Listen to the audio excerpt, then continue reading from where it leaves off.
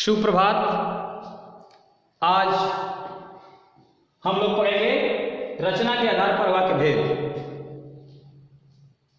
रचना के आधार पर वाक्य के कितने भेद होते हैं इसको पढ़ना है। तो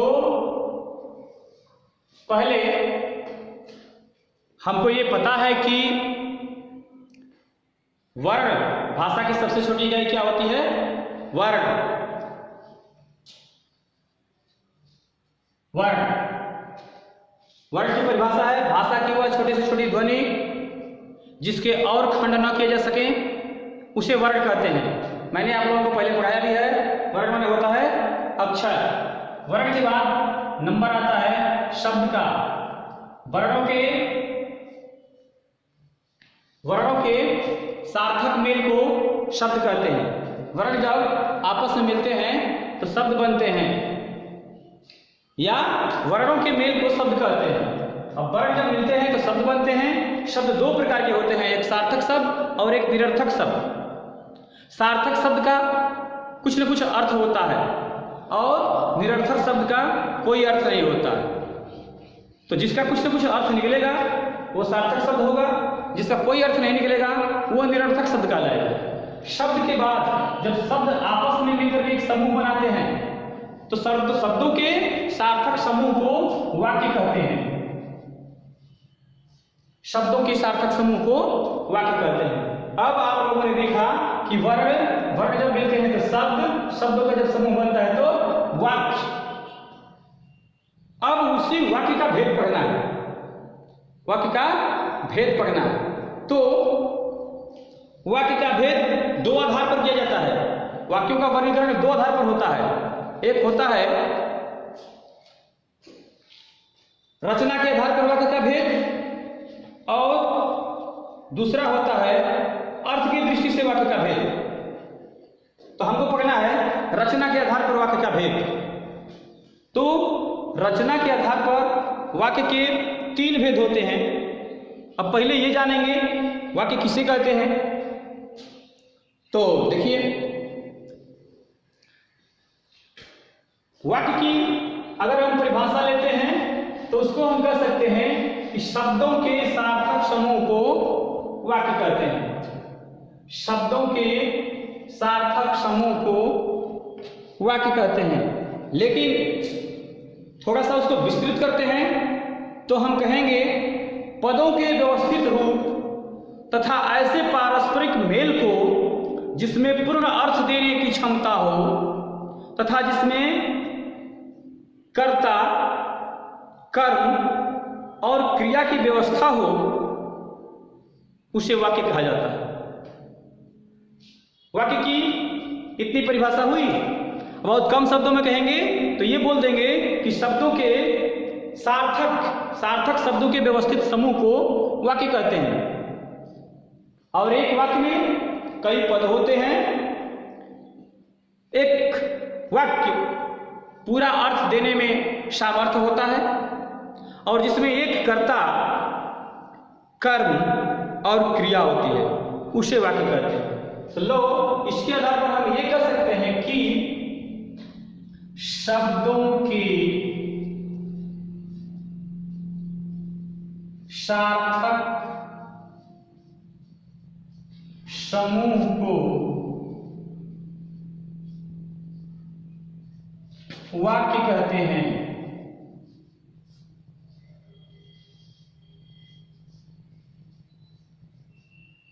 निरर्थक समूह नहीं, सार्थक समूह। शब्दों के सार्थक समूह को वाक्य कहते हैं। और एक वाक्य संपूर्ण अर्थ दे, एक वाक्य जो है पूरा अर्थ देता है, पूरा अर्थ देने में क्षमतावान होता है। इसमें एक कर्ता, एक कर्म और एक क्रिया होती है।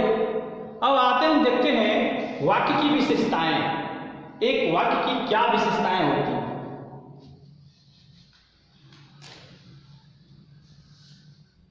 वाक्य की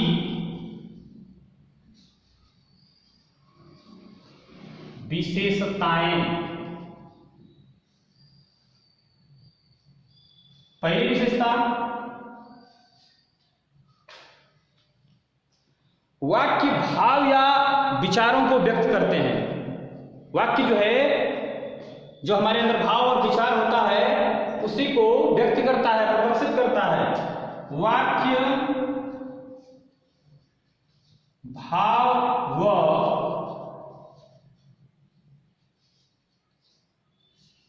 विचारों को व्यक्त करते हैं। पेन और कापी लेकर बैठिए और इसको लिखते जाइए। दूसरा इसकी विशेषता है, वाक्यों की रचना शब्दों के योग से होती है। वाक्यों की रचना शब्दों के योग से होती है।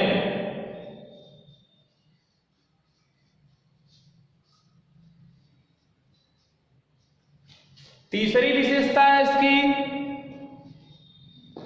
वाक्य में सभी पद व्याकरणिक नियमों में बंधकर आते हैं। वाक्य का तीसरी विशेषता है कि इसमें सभी पद व्याकरणिक नियमों में बंधकर आते हैं। लिखेंगे तीसरा, वाक्य में सभी पद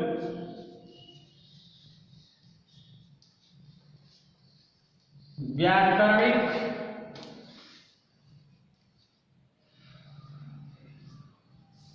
नियमों में बंधकर आते हैं।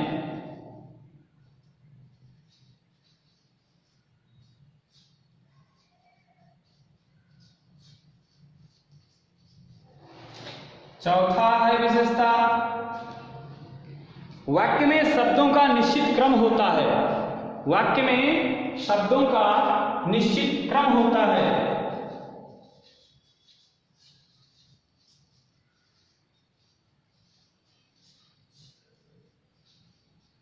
निश्चित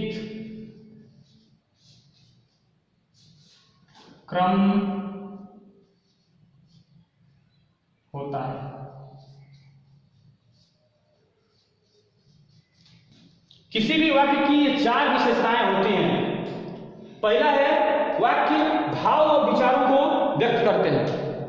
वाक्य के माध्यम से हम अपने भाव और विचारों को व्यक्त करते हैं, दूसरों तक पहुंचाते हैं। वाक्यों की रचना शब्दों के योग से होती है। जैसे पहले मैंने जिक्र किया है कि शब्दों से वाक्य की रचना होती है। वाक्यों की रचना शब्दों के योग से होती है। वाक्य में सभी पद व्याकरणिक नियमों में बंध कर आते हैं। व्याकरणिक नियमों में बंधने का मतलब यह हुआ कि व्याकरण के हिसाब से कहाँ कर्ता, कहाँ कर्म, कहाँ क्रिया होगी और कारक का चिन्ह में से, के, पर जो विजय से आता है वो। चौथा विशेषता है, वाक्य में शब्दों का निश्चित क्रम होता है। शब्द का एक निश्चित क्रम होता है। अगर शब्द के क्रम को इधर को उधर कर देंगे तो अर्थ का अनर्थ हो जाएगा, वाक्य जो है उल्टा अर्थ देने लगेगा। इसलिए वाक्य में शब्दों का निश्चित क्रम होता है। यह है वाक्य की विशेषता। एक वाक्य की ये विशेषताएं होती हैं जिसके आधार पर वो वाक्य कहा जाता है। अब हम आगे बढ़ते हैं।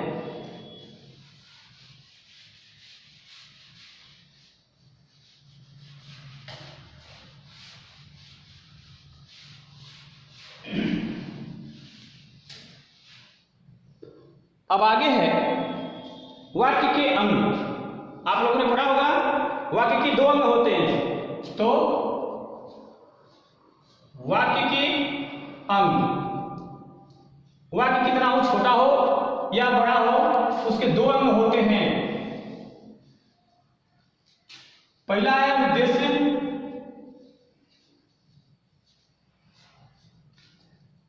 और दूसरा अंग है विधेय। सब्जेक्ट,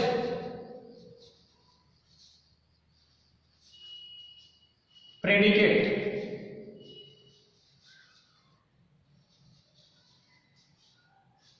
ये अब उद्देश्य क्या है, विधेय क्या है, यह जानना जरूरी है। उद्देश्य वाक्य में जिसके विषय में कुछ बात कही जाए उसे उद्देश्य कहते हैं। वाक्य में जिसके विषय में कुछ बात कही जाए उसे उद्देश्य कहते हैं। और वाक्य में उद्देश्य के विषय में जो कुछ कही जाए उसे विधेय कहते हैं। उद्देश्य विधेय समझ में आ गया। जैसे एक उदाहरण लिख करके मैं बता रहा हूं, ये आकाश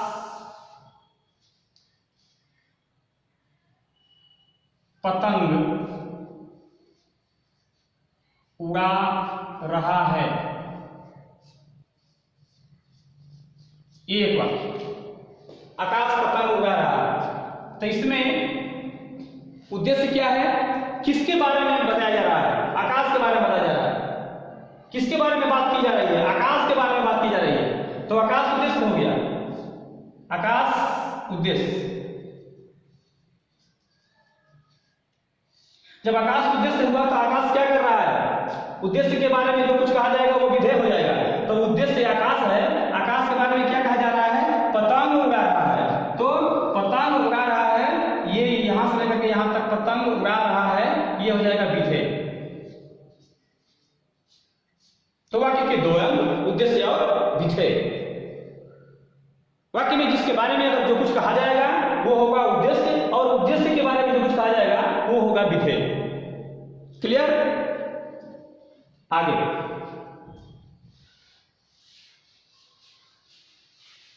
अब रचना के आधार पर वाक्य के कितने भेद होते हैं इसको जानेंगे। मुख्य टॉपिक यही है, रचना के आधार पर वाक्य के भेद। तो रचना के आधार पर वाक्य तीन प्रकार के होते हैं। रचना या बनावट, यहां लिख सकते हैं रचना या बनावट के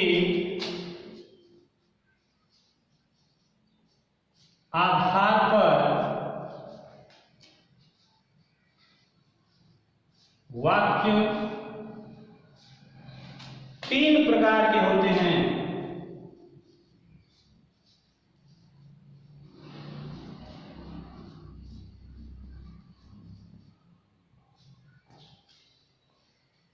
कौन कौन?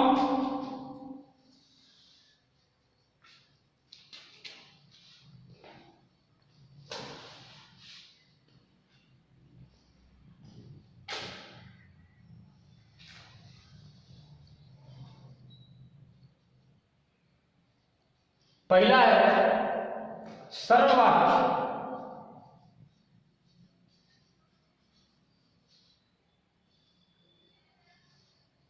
दूसरा है संयुक्त वाक्य,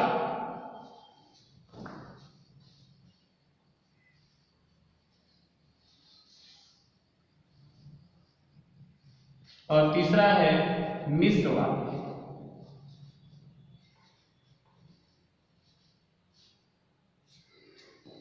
सरल वाक्य, संयुक्त वाक्य, मिश्र वाक्य। रचना के आधार पर वाक्य तीन प्रकार के होते हैं। पहला सरल वाक्य, दूसरा संयुक्त वाक्य, तीसरा मिश्र वाक्य। और इन्हीं वाक्यों के बारे में हम अब जानेंगे। सरल वाक्य क्या है? पहला है सरल वाक्य। ये क्या भाई, इसे सरल वाक्य कहेंगे। तो जिस वाक्य में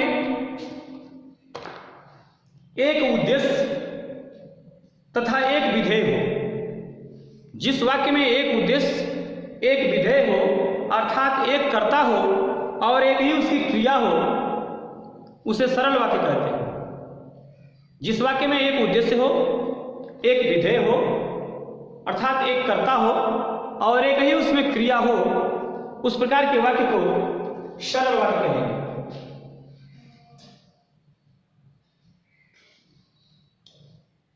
फिर संयुक्त वाक्य। संयुक्त वाक्य क्या है? यदि वाक्य में दो या दो से अधिक खंड वाक्य स्वतंत्र रूप से समुच्चय बोधक द्वारा जुड़े हों। समुच्चय बोधक अव्यय आप पढ़े होंगे, योजक और या अथवा, ये योजक शब्द हैं। इनके माध्यम से दो वाक्यों के खंड अगर आपस में जुड़े हुए हों तो उस वाक्य को संयुक्त वाक्य कहते हैं। लेकिन ऐसे वाक्य, एक वाक्य एक दूसरे वाक्य पर निर्भर नहीं होता है, एक वाक्य एक दूसरे वाक्य पर आश्रित नहीं होता है, दोनों स्वतंत्र होते हैं, उस तरह के वाक्य को कहते हैं संयुक्त वाक्य। आज के बाद होता है मिश्र वाक्य। मिश्र माने होता है मिला हुआ, मिश्र माने मिला हुआ।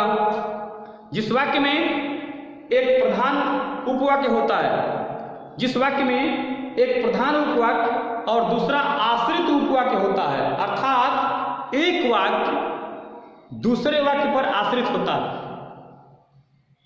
तो इस तरह के वाक्य को मिश्र वाक्य कहते हैं। एक प्रधान उपवाक्य होता है और दूसरा जो है आश्रित उपवाक्य होता है।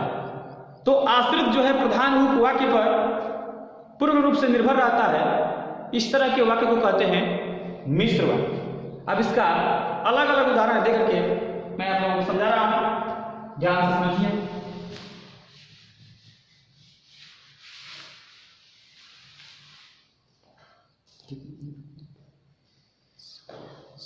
ठीक, पहला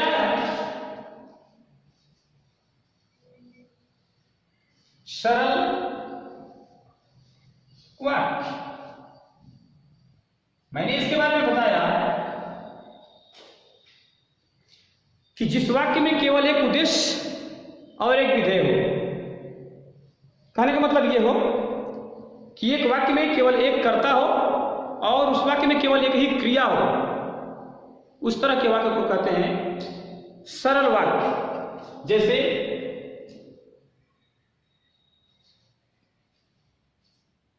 राकेश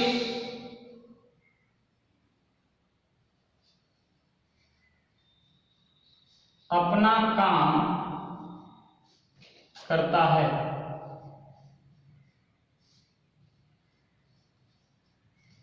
इसमें एक उद्देश्य है राकेश और क्रिया एक ही है, कर्म भी है, तो ये हो जाएगा सरल वाक्य। एक और उदाहरण दे देते हैं। बाल गोविंद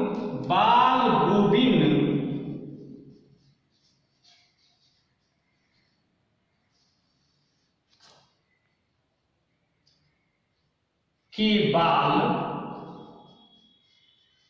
पक गए थे।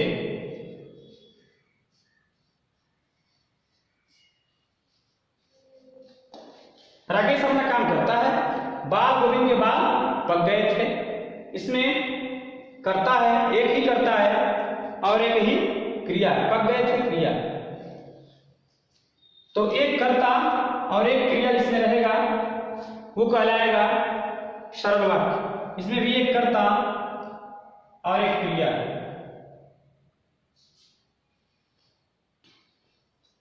तो इस तरह के वाक्य को कहेंगे सरल वाक्य। दूसरा देखिए,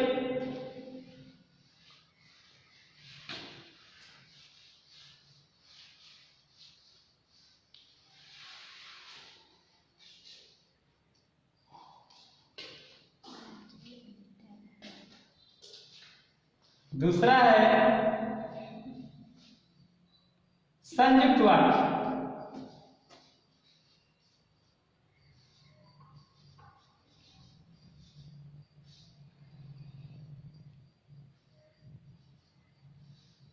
संयुक्त के बारे में देखिए, संयुक्त के बारे में, संयुक्त वाक्य के बारे में यह बताया गया है कि वाक्य में दो से अधिक खंड वाक्य स्वतंत्र रूप से समुच्चय बोधक अव्यय से जुड़े होते हैं। तो उस वाक्य को संयुक्त वाक्य कहा जाता है।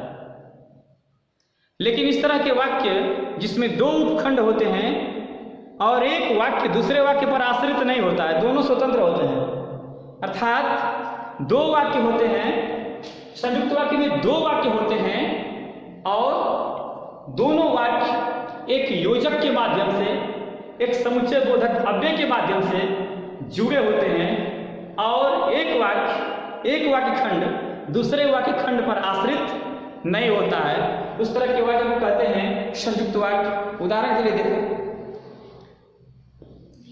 किरण पढ़ रही है, किरण पढ़ रही है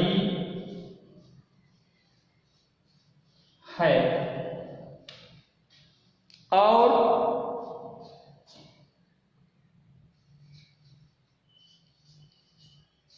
नीतीश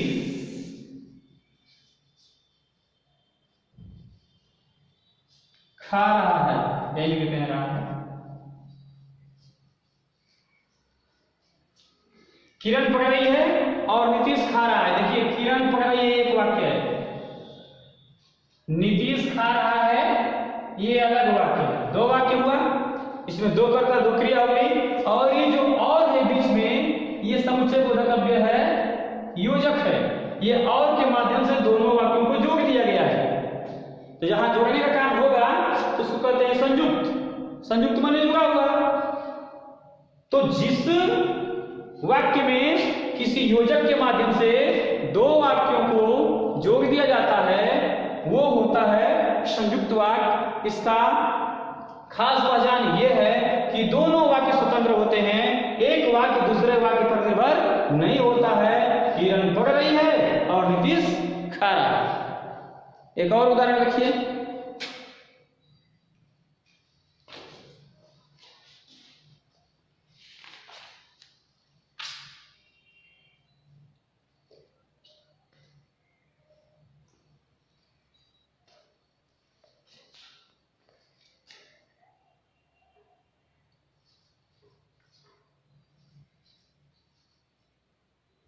सुरेश घर गया परंतु तुरंत लौट आया।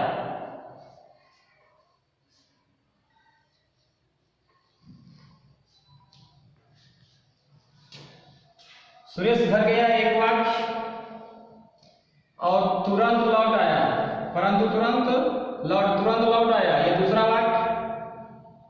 परंतु लगाकर इसको जोड़ दिया गया, ये योजक। दो वाक्यों को जोड़ने का काम इसमें कर रहा है परंतु। तो जहां दो वाक्य आपस में जुड़े हुए मिलेंगे उसको कहेंगे संयुक्त वाक्य।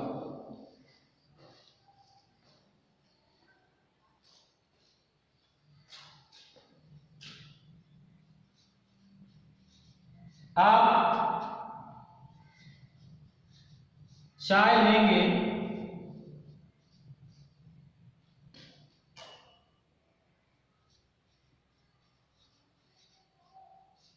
अथवा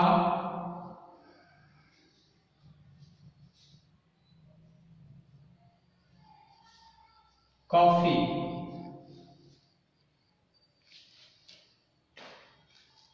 आप चाय लेंगे अथवा कॉफी, मतलब कॉफी लेंगे या चाय लेंगे, दोनों में क्या करेंगे? तो अथवा शब्द जो है इसको और इसको जोड़ना, तो ये हो जाएगा संयुक्त वाक्य। अब आते हैं मिश्र वाक्य।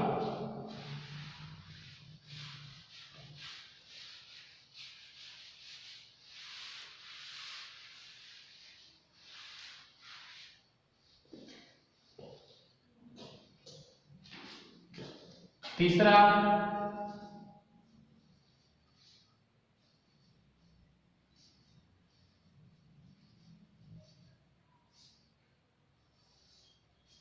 मिश्र वाक्य। इसमें कह रहा है कि जिस वाक्य में एक प्रधान उपवाक्य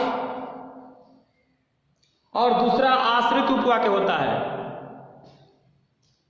ऐसा वाक्य मिश्र वाक्य कहलाता है। इसमें एक प्रधान उपवाक्य होगा और एक आश्रित उपवाक्य होगा। एक वाक्य दूसरे वाक्य पर निर्भर करेगा, आश्रित रहेगा। इस तरह के वाक्यों को मिश्र वाक्य कहते हैं। जैसे तुम ही कह रहे थे कि परीक्षा की तिथि बदल गई, या समझेगा।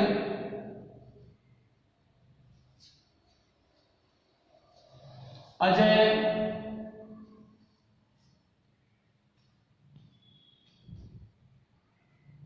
कह रहा था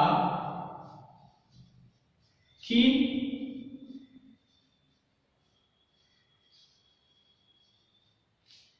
परीक्षा की तिथि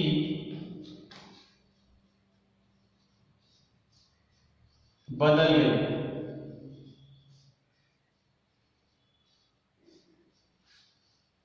ये मुख्य वाक्य हुआ, अजय कह रहा था।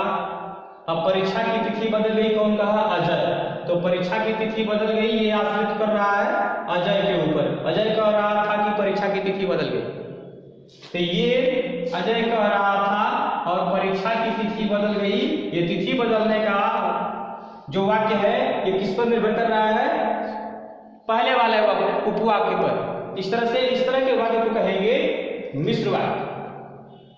मिश्र वाक्य है ये, दो वाक्य आपस में मिले हुए हैं, इस तरह के वाक्य को कहते हैं मिश्र वाक्य। इसमें फिर आता है मिश्र वाक्य का अन्य उदाहरण।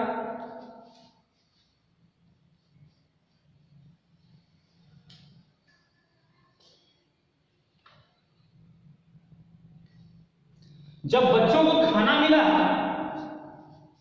जब बच्चों को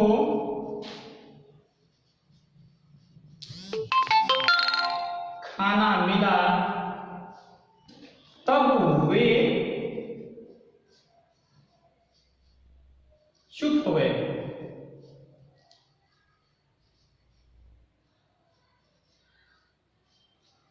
जब बच्चों को खाना मिला तब वे चुप हो गए। इसमें देखिए दो वाक्य है। जब बच्चों को खाना मिला तब वे चुप हो गए। बच्चे कब चुप हुए? जब खाना मिला। तो उनका चुप होना आश्रित हो रहा है खाना मिलने पर। बच्चे चुप हो रहे हैं कब? जब खाना मिल रहा है तब। तो इसमें ये मुख्य उपवाक्य हुआ और ये आश्रित उपवाक्य हुआ। जब वाक्य में दो उपवाक्य हों और एक उपवाक्य दूसरे उपवाक्य पर आश्रित हो, उस तरह के वाक्य को कहेंगे मिश्रित उपवाक्य। जब बच्चों को खाना मिला तब वे चुप हो गए, ये हो गया मिश्र वाक्य। तो इस तरह से हम लोगों ने आज रचना के आधार पर वाक्य का भेद पढ़ा, जिसमें वाक्य के अंग बताया गया। वाक्य दो प्रकार के होते हैं। वाक्य के अंग, वाक्य के दो अंग हैं, उद्देश्य और विधेय। इसके बाद फिर उद्देश्य विधेय के बारे में हम लोगों ने जानकारी ली। फिर रचना या बनावट के आधार पर वाक्य के प्रकार। रचना या बनावट के आधार पर वाक्य तीन प्रकार के होते हैं। पहला सरल वाक्य, दूसरा संयुक्त वाक्य, तीसरा मिश्र वाक्य। इन तीनों वाक्यों के बारे में हम लोगों ने अलग अलग चर्चा करके उसके उदाहरण को भी देखा। इस तरह से अब अगले टर्म पर हम लोग वाक्य को रूपांतरण करना सीखेंगे। अगला टर्म पर हम लोग वाक्य का रूपांतरण कैसे होता है, अर्थात सरल वाक्य है उसको संयुक्त वाक्य में कैसे रूपांतरित कर देंगे, कैसे बदल देंगे। संयुक्त वाक्य है उसको मिश्र वाक्य में कैसे बदलेंगे। मिश्र वाक्य है उसको सरल वाक्य में कैसे बदलेंगे। इस चीज पर चर्चा करेंगे, वाक्य रूपांतरण या उसका रचनांतरण। तब तक के लिए आप सभी लोगों को धन्यवाद।